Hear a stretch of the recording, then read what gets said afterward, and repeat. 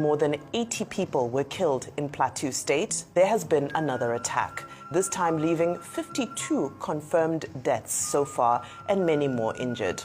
The latest incident on Sunday night was a brutal attack in Zike and Kimakpa communities in Bassa local government area. To do better, every week, we're doing this every single week. Another attack and another attack. We commiserate, prayers, this and that. They give a speech, we go back, the same thing happens again. The governors have to step up and they've got to do better.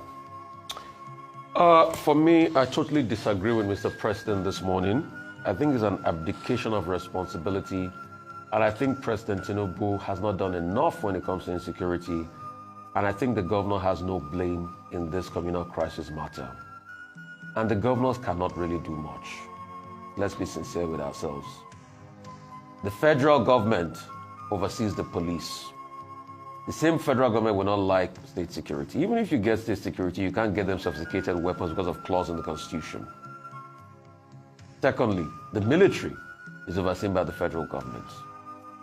Yes, we can say governors have protection. They move around in convoys, yes. But apart from their protection, the day this governor has a problem with the federal government, that's when you will know that he has no powers. We have seen with the case of Governor Fubara now. It's just one order from above. And they will manipulate even the security architecture on ground. Governor Muftwang, yes, should be able to talk to people communally. But the greatest blame falls on President Tinubu that is still in France, well over 100 people have died. What is he going to do about it? Is he going to put in more military? Do we even have boots on the ground?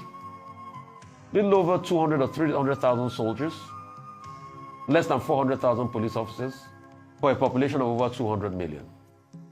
Are those areas effectively covered? What's the reconnaissance like? So once people got intelligence there were going to be a reprisal attack, what was done to forestall the reprisal attacks? Who fights back? You put a vigilante team in there, they will complain of high-handedness at some point. So who fights back? Who is able to protect the people of Bokos, Manga, Mangu, and a couple of other areas, and the people around the Rigwe area? All of this should go back to the president. Look at all the security personnel there, the military, the civil, what's it called, defense and everything. All of them get instruction from the President of the Federal Republic of Nigeria. The governors are the chief security officers in name and only when they are in alignment with the government of the center. So you see, a governor that pretty much gets his way by is in alignment with the government of the center. If the government of the center want to mess you up, you will see what happens. Before you know it, they withdraw security so quickly from you. So there's no true level of, federalism. And I hate to use the word true federalism because it doesn't exist in the first place. The solutions will be number one. How do we put a response force across local government areas that can alert people when there are these attacks so that they can be repelled quickly? Secondly, are we going to put some vigilante units on the ground, and who is going to be able to fund them? Thirdly, the intercommunal conversation and all of that. Most importantly, these people that come to attack, how do they get the weapons? It's the federal government that will do the work of taking the weapons off them in the first place. So order, weaponry architecture, and illegal movement of weapons must be stopped. But how are they going to do this? It's the federal government through the DSS and other intelligence apparatchik that will have to do that.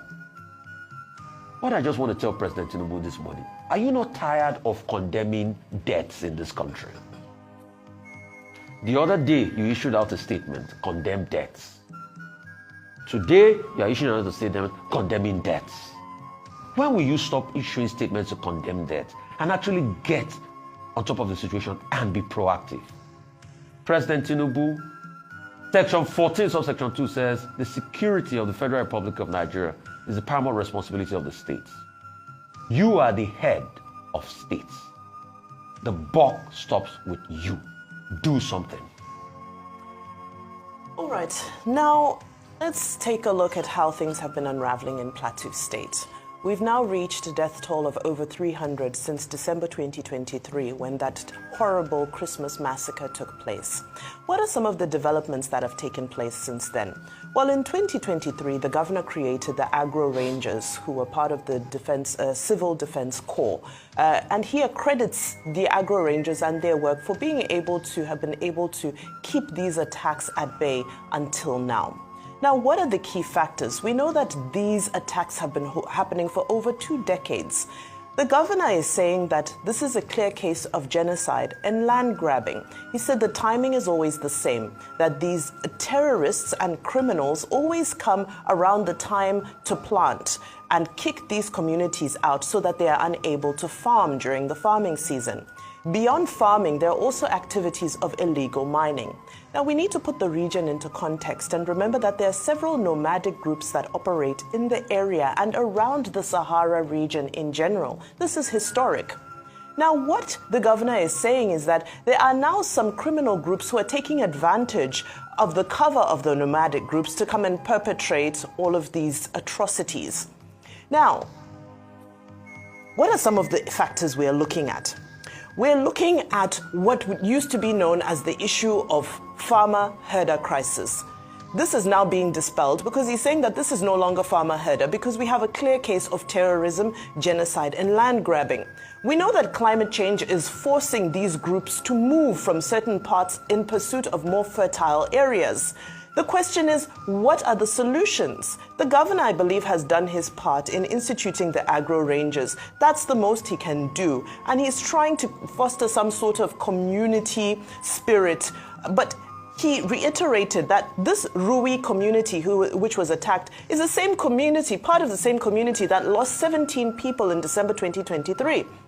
Which shows you, excuse me, that these groups are attacking the same communities time and time again.